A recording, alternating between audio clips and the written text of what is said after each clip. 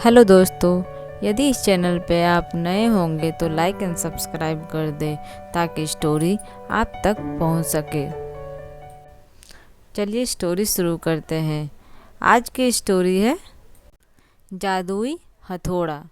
मनसा गांव में एक लोहार राम गोपाल रहता था। उसका एक भरा पूरा परिवार था जिसका लालन पालन करने के लिए उसे कई बार दिन रात काम करना पड़ता था। रोज की तरह आज भी काम पर जाने से पहले राम गोपाल ने अपना खाने का डिब्बा बांधने के लिए अपनी पत्नी से कहा। पत्नी जब डिब्बा लेकर आई तो राम गोपाल ने कहा, मुझे आज आने में देर हो जाएगी, शायद मैं रात को ही आऊं। इतना कहकर राम गोपाल अपने काम पर निकल गया। काम पर जाने का रास्ता एक जंगल से होकर गुजरता था। वहां जैसे ही राम गोपाल पहुंचा उसे कुछ आवाज़ सुनाई दी। जैसे ही राम गोपाल कुछ पास गया तो उसने देखा कि एक साधु भगवान का मंत्र जपने के साथ ही हंस रहा है। हैरान होकर राम गोपाल ने पूछा, आप ठीक है? उस साधु को राम गोपाल नहीं जानता था, लेकिन साधु ने एकदम से उसका नाम लेकर कहा, आओ राम गोपाल बेटा, मैं तुम्हारा ही इंतजार कर रहा था। मैं भूखा हूँ, मुझे अपने खाने के डिब्बे से कुछ खिला दो। बाबा से अपना नाम सुनकर राम गोपाल हैरान था, लेकिन उसने कोई सवाल नहीं किया और सीधा अपना खाने का डिब्बा निकालकर उन्हें दे दिया। देखते ही देखते बाबा ने राम गोपाल को सारा खाना खा लिया।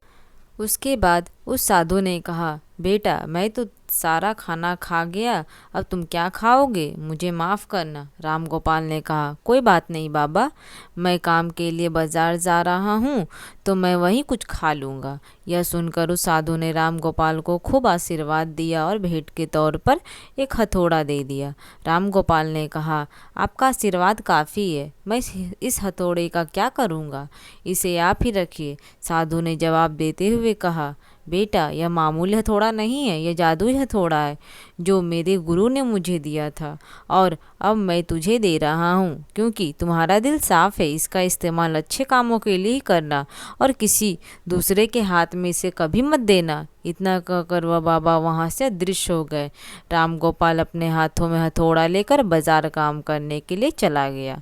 औजार बनाने से पहले उसके दिमाग में आया कि आज इसी हथौड़े से लोहा पीटता हूँ। जैसे ही उसने लोहे का हथौड़ा से चोट मारी, वो सीधा औजार बन गया। दूसरी चोट में लोहे का बर्तन बन गया। राम गोपाल समझ गया कि यह सही में जादुई हथौड़ा है। वो जो बनाने की सोच के साथ लोहे पर चोट मारता, लोहा सीधा वही बन जाता। जादुई हथौड़े की वजह से राम गोपाल का काम जल्दी ख़त्म हो गया और वो अपने साथ ही उस जादुई हथौड़े को घर ले गया। इसी तरह रोज़ राम गोपाल उस हथौड़े से जल्दी काम ख़त्म कर लेता और कई बार ज़्यादा बर्तन बनाकर उन्हें गांव के लोगों को भी बेच देता था। धीरे धीरे उसके घर के हालात पहले से कुछ ठीक होने लगे।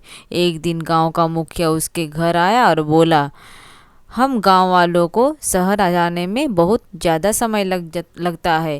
क्या तुम अपने हथौड़े से गांव और शहर के बीच आने वाला एक पहाड़ तोड़ने में मदद करोगे? इसके बीच में एक सड़क बना लेंगे और गांव से शहर का सफ़र आसान और छोटा हो जाएगा। मुखिया की बात सुनकर राम गोपाल ने उस जादुई हथौड़े से उस पहाड़ को तोड़ दिया। मुखिया और गांव के लोग बहुत खुश हुए और उसे खूब शाबाशी दी। पहाड़ तोड़ने के बाद घर लौटते समय लोहार के मन में हुआ कि उस जादुई हथौड़े से मेरा काम जल्दी हो जाता है, कुछ ज़्यादा फ़ायदा तो हो नहीं रहा है। इसी सोच में डूबे हुए लोहार घर जाने की जगह दुखी होकर जंगल की तरफ चला गया।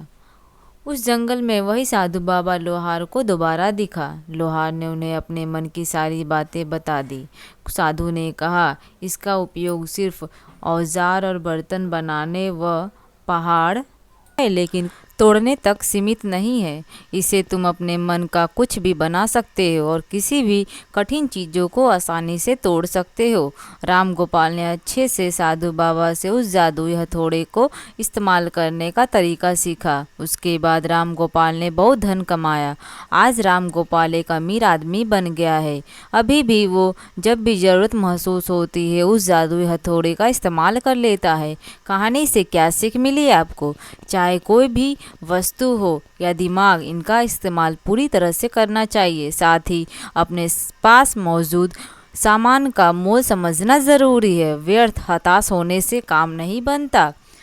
स्टोरी कैसी लगी कमेंट करें। स्टोरी अच्छी लगी हो तो लाइक एंड सब्सक्राइब कर दें।